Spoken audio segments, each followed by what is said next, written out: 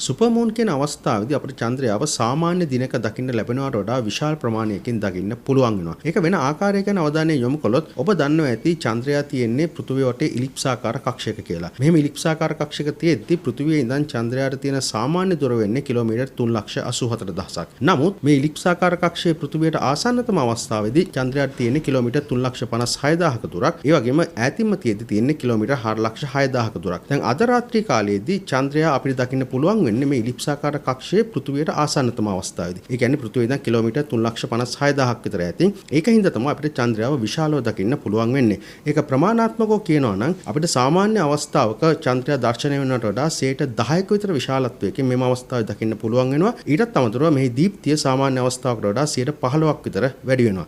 දැන් අවුරුද්දේ මේ වගේ සුපර්මූන් අවස්ථාවන් කිහිපයක් තියෙනවා. හැබැයි අද රාත්‍රියේ අපිට දක්නට ලැබෙන සුපර්මූන් එක තමයි 2025 වසරට තියෙන විශාලතම සුපර්මූන් එක වෙන්නේ.